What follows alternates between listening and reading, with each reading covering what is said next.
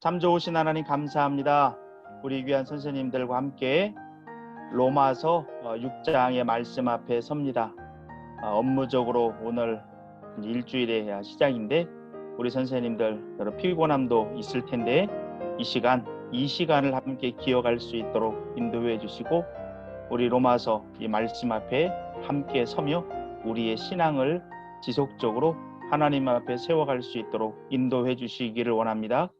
이 시간 다양한 궁금증도 불러일으켜 주시고 또한 해결하시는 하나님, 또 그 하나님을 묵상하며 해결점으로 나아갈 수 있는 우리 귀한 선생님들과 제가 되어질 수 있도록 인도해 주시기를 원합니다. 마치는 시간까지 함께해 주시길 원하며 예수 그리스도의 이름으로 기도합니다. 아멘. 오늘은 로마서 6장 두 번째 시간입니다. 오늘 말씀의 부분은 6장 12절부터 23절까지 그리스도와 함께 죽고 그리스도와 함께 살고 몸의 열매를 통한 체험적 가르침이죠. 그리고 이제 지난 시간을 통해서는 교리적 가르침이었어요. 구속받은 하나님의 백성의 상태가 어떠한 상태인지 세례를 통해서 우리는 예수님과 연합된 존재로서 예수님이 우리와 연합을 한 거죠. 그 상태에서 십자가에서 죽으심을 통해서 우리가 함께 죽었다라는 거죠. 죄 문제가 해결되어진 거예요. 그리고 사흘 만에 부활하심을 통해서 우리는 다시 새로운 자아로 태어났다. 원리적으로 그렇게 됐다라고 하는 거죠. 이 부분을 우리가 체험적으로 아는 게 또 필요하죠. 그래서 오늘은 몸의 열매를 통한 체험적 가르침이라는 제목 하에서 후반부를 잠시 한번 보도록 그렇게 하겠습니다. 그런데 지난 시간에도 이제 6장에 들어와서 두 가지 질문이 있다라고 하는 거죠. 한편에는 오해죠, 오해. 구속받은 하나님의 백성들 또 구원받았으니까 이제 막 살아도 되지 않겠느냐, 이렇게 1절에 은혜를 더하게 하려고 죄에 거하겠느냐 하면서 이 부분 언급을 했었고, 오늘도 이제 15절도 그렇게 시작을 하는 거예요. 은혜 아래 있으니 죄를 지으리요? 답은 그럴 수 없다. 그러니까 구원의 안전성을 믿고 죄를 지을 수 있는가 이 말이죠. 근데 이게 고린도 교회의 성도들 같은 경우에 헬라의 이분법 철학이 그들에게 몸에 배어져 있거든요. 헬라의 이분법 철학이라고 하는 부분은 이제 플라톤의 영향 아래 있는 거죠. 영과 육을 분리하는 거예요. 몸을 뭐라고 봤느냐? 영혼의 감옥이라고 본 거예요. 그러니 이 몸에서는 빨리 벗어나야 된다라는 생각을 그들은 하는 겁니다. 그걸 구원이라고 봤어요. 그 의식이 교회 안에 고스란히 들어오니까 이 고린도 교회 성도들이 구원을 영혼의 구원으로만 생각한 부분이 있었던 거예요. 예수 그리스도를 통해서 영혼이 구원받았다. 이건 믿은 거예요. 몸은 어차피 떠나야 될 감옥이니까 이 몸은 함부로 대해도 된다. 어차피 썩을 거니까. 이런 생각이 하게 되는 거죠. 그러다 보니까 사도 바울이 경악을 금치 못하면서 우리의 몸도 소중하다. 아담의 범죄로 인해서 우리가 죄의 몸이 됐고 죽을 몸이 된 부분이 있지만 여전히 그 몸은 하나님의 형상으로 지음받은 것이고 우리의 영혼과는 쉽게 분리할 수 없는 하나임을 그들에게 강조해 주면서 깨어있는 신앙에 대해서 이야기를 하는 거예요. 그래서 고린도 교회 성도들은 본인들은 영혼의 구원 받았으니까 몸으로는 막 살아도 된다고 생각을 해서 심지어 아버지의 첩, 아마 자기를 낳은 부모, 엄마는 아닐 거예요. 자기가 아버지의 첩까지 여러 이유를 들어서 그냥 같이 결혼 상태로 살아가기도 해요. 그 이면에는 재산 관리라고 하는 부분이 있기도 합니다만 어찌하든지 간에 이들에게 있어서 이분법 철학이 있기 때문에 그런 일을 가능했거든요. 몸으로 막 죄를 막 지었어요. 그래도 죄의식을 별로 느끼지 못했단 말이에요. 이 문제를 어떻게 해결할 것이냐. 그래서 그런 부분들도 염두에 두면서 이 두 가지 질문이 나왔다라고 하는 것 한번 생각해 보면서 과연 그렇게 할 수 있는가? 궁금증 속에 한번 들어오시길 바랍니다. 자, 그러면서 우리가 이제 몸에 대한 이야기를 한번 잠시 한번 해볼게요.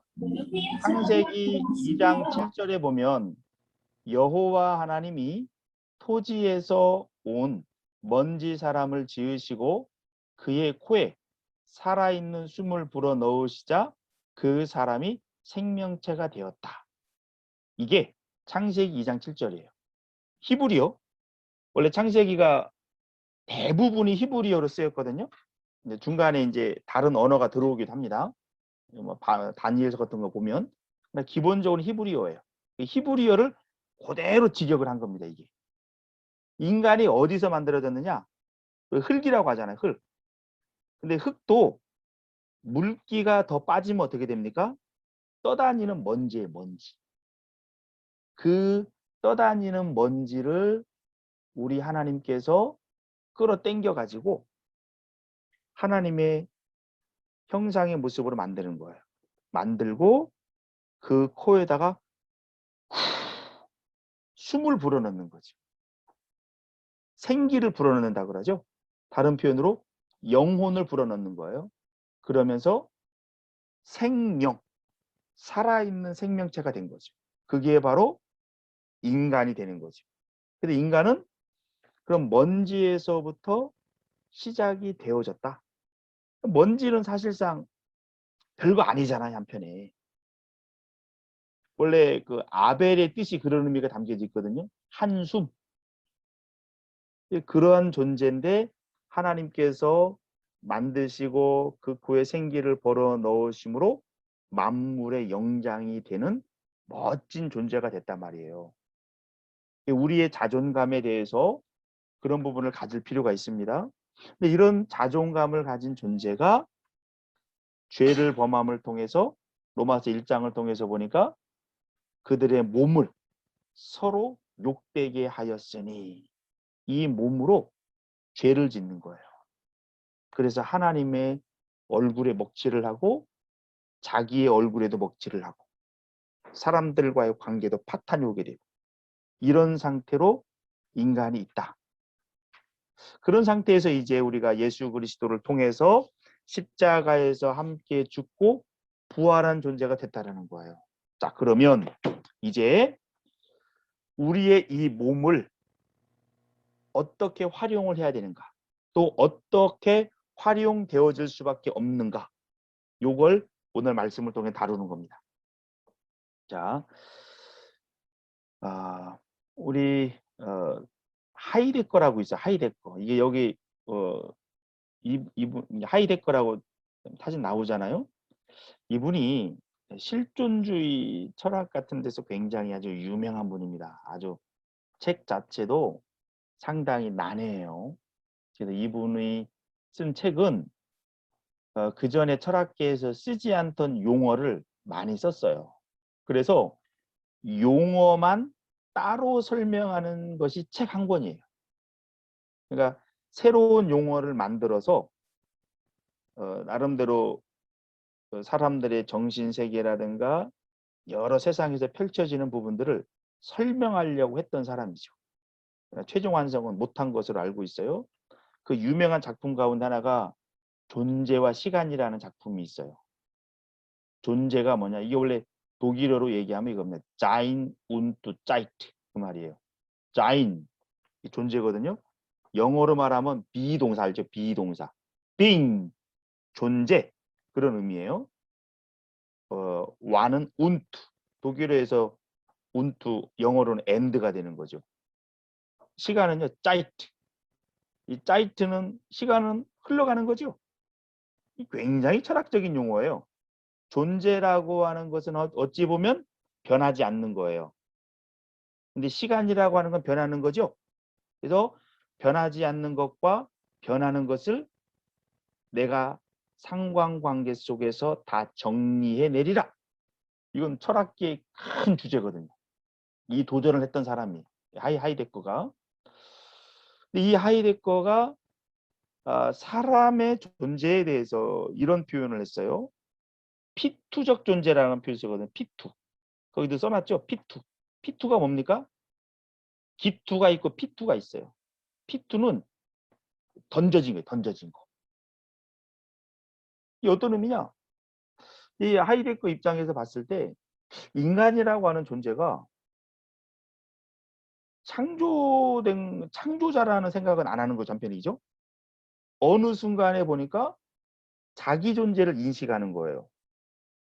인식하는 거 보니까 내가 어디서 왔지? 어? 내가 어떻게 존재하지? 아, 나는 던져진 존재였구나. 그러면서 이제 철학을 전개해가는 부분이 있죠. 한편에 우리 선생님들 내가 태어나고 싶어도 태어난 사람 있어요? 없죠? 우리 이범 선생님은 어느 순간에 보니까 이계왕 집사님과 조윤희 권사님 사이에서 쌍둥이로 태어난 존재예요. 내가 계획하고 태어난 게 아니잖아. 이계왕 집사님, 조윤희 권사님도 마찬가지예요. 그래서 모든 인간은 피조물이에요, 피조물. 그런 측면에서 하이데거의 용어로 표현한다면 던져진 존재죠. 그게 인간의 실존성이에요. 자, 거기서부터 이제 인간은 시작이 되어진 겁니다. 한편에 제가 왜 이 언급을 하냐면 인간은 창조자가 아니라는 거. 창조자가 아닌 것을 우리가 인식하는 게 왜 필요한가? 이게 몸의 열매라고 하는 부분과 연결이 되어진단 말이에요. 자, 봅시다. 우리 선생님들 검은 사제들 제가 지난번에도 우리 한번 설교 때도 언급을 한번 했어요. 그래서 이제 이 영화를 보면서 이런저런 생각을 하게 됐어요. 그리고 이제 거라사 광인 살펴봤잖아요. 그게 한편 모티브가 돼서 아마 검은 사제들이라는 영화를 만든 것으로 알고 있어요. 그리고 왼쪽에 나오는 사람 있죠? 이 여자가 아마 무당일 겁니다. 무당. 거기 어떤 한 소녀에게 들어간 귀신을 쫓아내기 위해서 막 구슬하고 막 그래요. 갑자기 막 하혈을 하기 시작하고 아주 굉장한 귀신과 막 싸우는 거. 예, 그런 이미지가 한번 담겨져 있어요. 자, 스카펙이라고 하는 기독교인 정신과 의사가 있습니다. 이분이 정신과 상담을 많이 하지 않았겠어요? 상담을 하면서 이분이 내린 결론이 있어요. 사탄은 자신의 악마성을 행사하기 위해서 사람을 이용하더라는 거예요. 이 말이 일리가 있어요, 없어요? 일리가 있어요. 그 사탄 그의 졸개들을 귀신들이라고 보는 거죠. 그러니까 사탄이든 귀신들이든 자신들의 악마성을 행사하기 위해서 사람의 몸속에 들어가다라는 거예요. 예, 검은 사제들도 그런 부분이 나타나잖아요. 또 우리가 복음서를 통해서 거라사 광인 이야기를 봤을 때도 한 사람에게 군대 귀신이 들어갔잖아요. 그리고 거기서 나오니까 어떻게 들어갑니까? 돼지라고 하는 또 몸을 빌리잖아요. 아, 일리성은 있는 거잖아요. 사람의 몸을 빌리는 거예요. 짐승의 몸을 빌리는 거예요. 피조물들을 통해서 이들이 자신의 악마성을 다양하게 나타내는 거예요. 그 어떤 흉악범들 같은 경우에 보면 자기 스스로가 그 일을 한 게 아니고 누군가가 시켰다라는 고백을 종종 하거든요. 일리가 있는 거예요. 어둠의 세력이 들어와서 그 일을 하게끔 만들어 버리는 거죠. 이걸 통해서 사람의 몸은 무언가에 의해서 영향을 받는다라는 겁니다. 이걸 아는 게 필요해요. 자, 그러면 어둠의 영향을 받을 것인가? 두 번째는요. 고린도전서 6장이나 6장을 통해서 특히 3장, 6장을 통해서 보면 우리의 몸이 뭐라고 얘기하냐면 예수 그리스도를 나의 주 나의 하나님으로 고백하는 사람, 즉 성령 하나님께서 관계를 맺을 때 죽은 영이 살아나면서 우리는 하나님의 성전이 되어져 가거든요. 성전이 되는 거거든요. 고린도전서에서 말하는 성전은 공동체의 성전을 의미하기도 해요. 너희가라는 말이 복수예요. 그러나 그 복수 안에 우리 각 개인도 단수로 들어가잖아요. 그래서 예수 그리스도를 고백하는 사람은 하나님의 성령이 관계를 맺는 성전이에요. 자, 그렇다면 봅시다. 어둠의 영향을 받든 하나님에 의해서 영향을 받든 모든 사람은 영적으로 영향을 받게 돼 있어요. 중간지대는 있어요, 없어요? 없어요. 이게 피조물의 특징이에요. 우리는 만들어진 존재예요. 만들어진 존재라는 얘기는 누군가에게 영향을 받는다라는 겁니다. 그런데 가끔 인간의 자유지라든가 이 부분들을 많이 강조하면서 스스로가 어떤 일을 할 수 있고 이제 이런 부분들을 많이 강조하는 철학의 흐름이 있는데 그 부분들은 다 엉터리예요. 영향을 받을 수밖에 없어요. 왜? 인간은 창조자가 아니기 때문에. 하이데거의 표현을 보면 던져진 존재예요. 어느 누구도 기획하고 태어나지 않았어요. 분명히 우리는 평생토록 영향을 받습니다. 정신 바짝 차려야 돼요. 어둠의 영향을 받든 거룩하신 하나님에 의해서 영향을 받든 분명히 영향을 받게 돼 있어요. 그 영향 속에서 우리는 생각도 하고 행동도 해요. 그리고 그 결과는 우리 몸으로 다 받는 겁니다. 요걸 딱 염두에 두면서 자, 그 다음으로 갑니다. 우리에게는 예수 그리스도를 통해서 해방이 왔어요. 프리덤, 자유가 왔단 말입니다.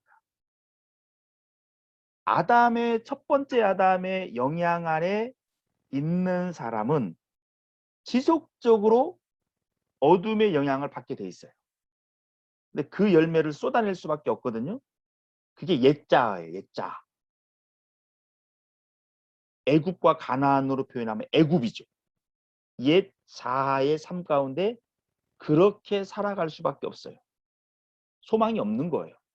결국은 그렇게 하다가 오늘 6장 23절을 보면 죄의 싹은 사망이요. 결국 영원한 사망으로 떨어진단 말이죠. 그런데 우리는 예수 그리스도의 십자가 부활을 통해서 새로운 자유를 얻게 됐다. 예수 믿는 사람의 특권이죠. 새 자아를 갖게 됐단 말입니다. 새 자아의 영혼, 새 자아의 몸, 완전히 새로워진 거예요. 그래서 우리는 예수 안에 있는 사람은 귀신이 우리 안에 들어와서 역사할 수 없습니다. 절대 못합니다. 하나님의 성령이 우리와 관계를 맺는 순간 어둠은 떠나가고 어둠은 하나님보다는 힘이 약하기 때문에 하나님의 백성을 들어와서 건들지는 못해요. 이게 굉장한 특권이죠. 이건 실존적인 거예요. 그렇게 해서 변화된 우리란 말입니다. 결국 죄의 영향 아래 있기 때문에 한 번 영향을 받았기 때문에 우리는 이제 죄의 증상들을 쏟아내다가 결국 우리의 육체적으로는 죽을 수밖에 없긴 해요. 그러나 새로운 자아를 가진 부분들로 우리는 또 추가적으로 변화된 부분이 있단 말이에요. 그러면서 우리는 자유를 갖게 된 거예요. 율법에 대해서도 죄에 대해서 한편은 자유를 갖게 된 엄청난 특권을 가진 존재가 됐단 말입니다. 그럼 우리는 이 자유를 가지고 뭘 해야 되겠어요? 이제 더 이상 우리는 죄의 종이 아닌 거예요.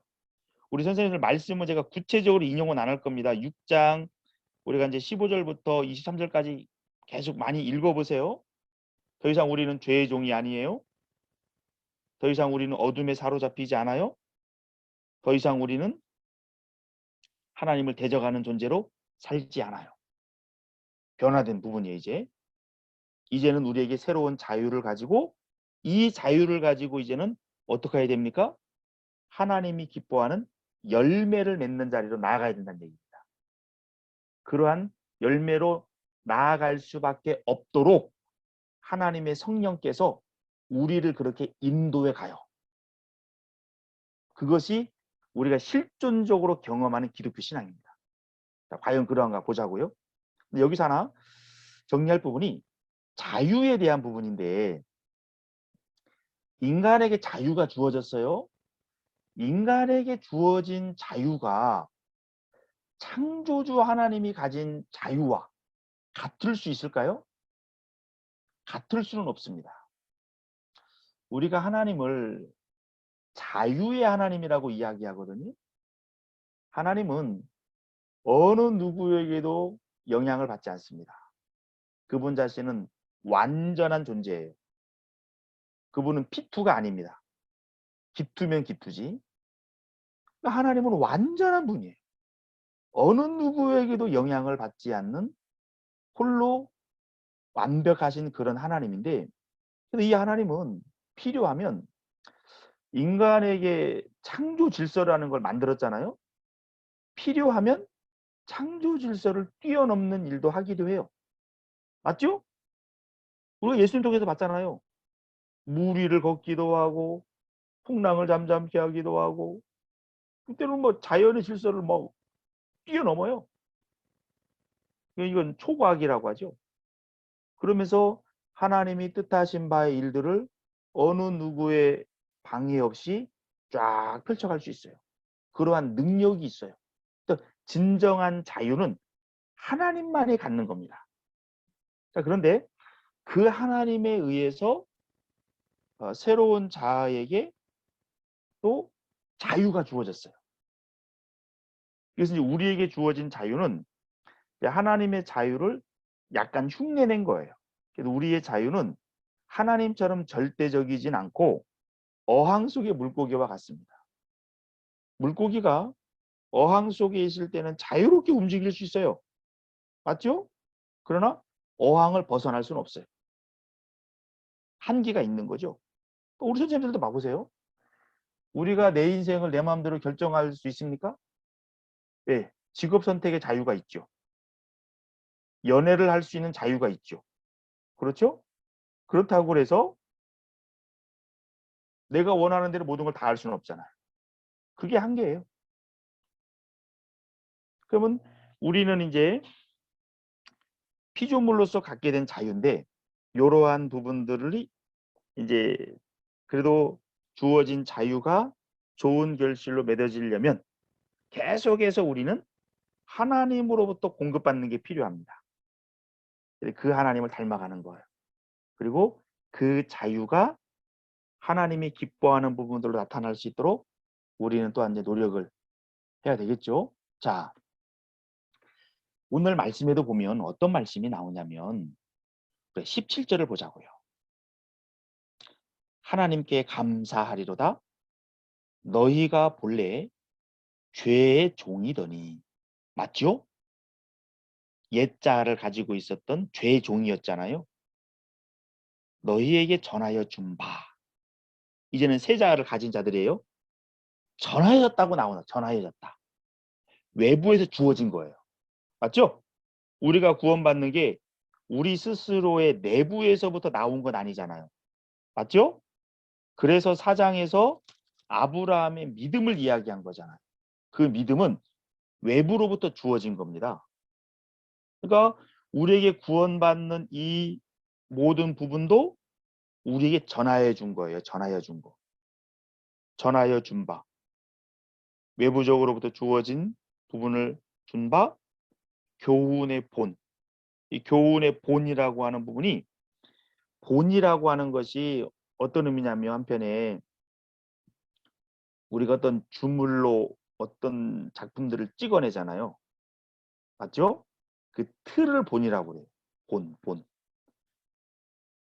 새로운 자아를 갖게 된 그 자유를 가지고 이제 우리는 더 이상 어둠의 편에 있는 부분을 선택하지 말고 우리에게는 새로운 자유가 생겼으니까. 첫 번째 아담 아래 있는 데는 그 자유가 행사될 수 없어요. 그냥 죄대로 행해야 돼요, 그냥. 그러나 우리는 거기에서 벗어나서 새 자아를 갖는 자유를 얻게 됐잖아요. 이걸 가지고 우리에게 전하여 준 교훈의 본. 즉 한편에는 이 교훈의 본을 보인 분이 있죠. 누굽니까? 예수 그리스도. 예수 그리스도는 하나님이시면서 피조물도 입었잖아요. 그분이 그래서 이 땅에 오셔서 행했던 모든 33년의 생애는 우리에게 교훈의 본이 되는 거예요. 하나님을 어떻게 섬겨야 되는지, 이웃을 어떻게 섬겨야 되는지, 우리의 자유가 어떻게 활용되어져야 되는지 요 본을 예수님이 온전하게 보여줬어요. 순종이죠. 그게 순종. 그래서 17절에도 너희에게 전하여 준 바 교훈의 본을 마음으로 순종하여. 이제는 새롭게 된 자유를 가지고 예수님이 어떻게 행동했는가, 자유를 어떻게 활용했는가를 보면서 우리 거기에 따라가는 거예요. 또 한 사람이 추가된다면 이 로마서를 쓰는데 쓰임받은 사도 바울이죠. 사도 바울도 담메색 도상에서 예수 그리스도를 나의 주 나의 하나님으로 고백한 다음에는 철저하게 예수님의 뒤에 서서 예수님을 배우고 순종하는 삶을 살았어요. 그건 우리가 여러 서신서를 통해서 확인하잖아요. 그것도 한편의 교훈의 본이죠. 그래서 예수님과 바울에 뒤이어서 우리도 지속적으로 마음으로 순종하자. 새로운 자유를 주신 그 예수 그리스도, 그 하나님, 그 하나님에게 순종함을 통해서 이제는 복된 열매를 내는 우리의 삶으로 나아가야 되지 않겠는가? 또 그렇게 나아가도록 하나님이 이끌어 갑니다. 우리 22절을 볼까요? 그러나 이제 너희가 죄로부터 해방되고 하나님께 종이 되어 거룩함에 이르는 열매를 맺었으니. 맺었다고 이야기해요. 이 하나님의 선언이죠. 맺게 돼 있습니다. 그래서 내가 예수 믿는다고 예수 믿는 건 아니잖아요. 사과나무가 자기가 사과나무라고 고집한다고 사과나무가 되는 거예요? 사과 열매를 내면 되잖아요. 굳이 뭐 열매면 살 필요가 없어요. 가을에 가서 사과 열매 내면 돼요. 그럼 제가 사과나무였구나. 배나무도 마찬가지예요. 열매를 보면 안다고요. 말로 한다고 되는 게 아닌 거예요. 열매가 맺어지게끔 하나님이 인도한다라는 겁니다. 또 나오게 돼 있어요. 그렇게 만들어 가는데 한편에는 우리에게 이제 주어진 자유를 가지고 적극적으로 너희가 그렇게 순종함으로 나아가라. 또 우리를 존중하면서 우리의 의지의 자유를 그렇게 활용하도록 또 이야기를 하는 부분이 있는 거죠. 자, OTL입니다. OTL. 죄의 종으로 있을 때는 어쩔 수 없어요. 죄의 열매를 쏟아내다가 결국은 영원한 사망으로 갈 수밖에 없는 게 16절의 상태죠. 그 다음에 21절 볼까요? 이는 그 마지막은 사망임이라. 죄의 싹은 사망이요. 23절이네요. 여기서 유명한 말씀이 여기서 나옵니다. 근데 우리는 새로운 자아를 가진 존재가 됐다라고 하는 것. 자, 17절입니다. 정리합니다. 하나님께 감사하리로다. 너희가 본래 죄의 종이더니 너희에게 전하여 준 바 교훈의 본을 마음으로 순종하여. 18절 죄로부터 해방되어 의에게 종이 되었느니라. 자, 모든 사람은 종으로 살아갑니다. 한편에 어둠의 종으로 살아가느냐, 참 좋으신 하나님의 종으로 살아가느냐. 이 종이라는 말이 나쁜 표현은 아니에요. 인간은 피조물된 존재이기 때문에 스스로가 창조자는 될 수는 없습니다. 그 아래서 우리는 누구를 주인으로 선택할 거냐. 이건 모든 인류에게 주어진 과제예요. 이것은 우리가 받아들여야 되는 겁니다. 그래서 우리는 오늘 말씀은 의의 종으로 살아가라. 그것이 너도 행복하고 다른 사람에게도 행복을 주고 하나님께도 영광이 된다. 라는 부분을 이야기하는 거죠. 마지막 하나만 보겠습니다. 예전에 교회에서 섬길 때 어떤 집사님이 그 안양 지역에 조직 폭력배 있었더라고요. 근데 안양 지역에 조직 폭력배가 좀 유명하다는 얘기도 있기도 하고요. 근데 이 집사님이 오토바이를 타고 다녀요. 오토바이를 타고 다니는데 야마하 건가? 아주 체격이 다부져요. 다부져고 여름 같은 데 보면 몸에 딱 달라붙는 옷을 입거든요. 그러면 우리가 그런 경우 있잖아요. 운동을 잘해서 싸움을 잘하는 사람도 있기도 해요. 그런데 진짜 싸움꾼은 타고나는 것 같아요. 보니까. 이분은 보니까 타고난 싸움꾼 같아요. 주먹이 굉장히 커요. 그러니까 이분이 결국 이제 극적인 회심을 해서 그 조직폭력배에서 나왔거든요. 나왔는데 다른 사람들이 쉽게 못 건드려요. 원래 조폭에서 나오고 그러면은 뭐 손가락을 자른다든지 뭐 그런 부분들을 하는 부분이 있다고 하더라고요. 근데 이 집사님은 워낙 싸움을 잘해서 그런지 거기에서 못 건드는 거예요. 못 건드려. 그러다 이분은 나와서 이제 그 섬겼던 교회에서 이제 그 집사로서 이렇게 사역을 이제 섬기면서 이제 예수님을 배워가는 거죠. 배워가는 거예요. 배워가는데 이제 물은 겁니다. 이분한테. 집사님 만약에 다시 과거로 돌아가라면 돌아갈 수 있겠어요? 하니까 그 집사님이 손사래를 치는 거예요. 그건 삶이 아니라고. 삶이 아니라고. 뭐 술 취하고 뭐 담배에 쩔어 있고 음란에 쩔어 있고 뭐 힘이 있으니까 뭐 문제 해결하려면 이분이 투입되는 거예요. 주먹을 휘둘러야 되고 피를 봐야 되고 뭐 그걸 잊기 위해서 밤에는 또 뭐 술에 쩌들기도 하고 또 본인이 관리하는 여성들이 있으니까 자연스럽게 또 음란을 행하기도 하고 이 삶이 소망이 없더라는 거예요. 어쩔 수 없이 살아가는 거지. 그렇게 하다가 이제 극적으로 외부로부터 주어진 믿음을 통해서 예수 그리스도를 만나게 되면서 변화된 거예요. 그러니까 쏟아내는 몸의 열매가 이제는 달라지는 거죠. 과거로는 못 돌아가는 겁니다. 이제는 더 이상. 거룩한 성령에 사로잡혔기 때문에. 그래서 그나마 이제 하나님이 기뻐하는 열매를 쏟아내는 삶으로 바뀐 부분을 제가 눈으로 봤어요. 아, 이거구나. 결국 세자를 가진 사람에게 하나님은 그 몸에 맞는 열매가 나게끔 이끌어 가더라고요. 그리고 이 집사님도 수시로 이제는 배운 바 말씀을 따라서 하나님이 기뻐하는 부분을 선택하며 나아가더라는 거죠. 아하, 이게 바로 구원받은 하나님의 백성의 실존이구나 라는 부분을 확인을 하게 됐습니다. 오늘은 여기서 마칩니다. 몸의 열매예요. 우리에게 주어진 자유를 통해서 적극적으로 의의 종이 돼서 하나님이 기뻐하는 열매를 맺어야 된다. 그리고 결국 그렇게 갈 수밖에 없도록 하나님은 우리를 이끌어 간다. 이 부분들 과연 우리 선생님들도 그동안 신앙의 여정을 걸어오면서 과연 그러했는지 로마서는 우리로 하여금 많은 고민을 하게 해요. 한번 고민해 보세요. 나에게 그런 게 있나? 고민할 수 있다면 구원받은 백성일 거예요. 그런 열매가 맺어지고 있나? 열매가 없다면 내가 예수님 믿는다고 이야기할 뿐이지 그의 백성이 아닐 수도 있다. 한편에는 이런 고민도 심각하게 하겠죠.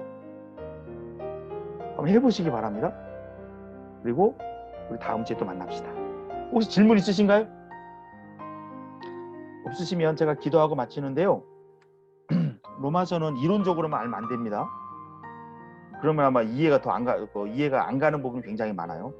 이 내용을 가지고 실존적으로 고민을 해야 된다는 겁니다. 참 좋으신 하나님, 우리 귀한 선생님들과 함께 로마서 6장 앞에 섭니다. 우리 선생님들 구속받은 하나님의 백성으로 새 자아를 가진 백성으로 이제는 우리에게 자유가 주어졌는데 이 자유를 가지고 더 이상 죄의 종이 아닌 의의 종으로서 예수님을 따라 사도 바울을 따라 하나님의 말씀에 순종함을 통해 아름다운 열매들을 지속적으로 쏟아냄을 통해서 역시 예수 믿는 사람은 다르다. 우리의 변화된 몸을 통해 변화된 열매로 주를 영화롭게 할 수 있도록, 주변을 이롭게 할 수 있도록 우리 귀한 선생님들에게 복의 복으로 함께 해주시길 원합니다. 로마서 말씀은 우리로 하여금 많이 고민하게 하는 말씀입니다. 과연 그러한가? 교리적으로는 그러한데 실존적으로 그러한가? 내가 진짜 하나님의 백성이 맞나? 이런 고민을 불러일으키면서 우리를 세워가는 것이 로마서입니다. 우리 선생님들과 저에게 그런 복된 자리로 지속적으로 이끌어 주시길 원합니다. 이번 한 주간도 붙잡아 주시길 원하며 예수 그리스도의 이름으로 기도합니다. 아멘. 예, 선생님들 감사합니다. 감사합니다. 주영 선생님 바로 좀 보내주세요. 예. 수고하셨습니다. 예, 태광 선생님 고맙습니다.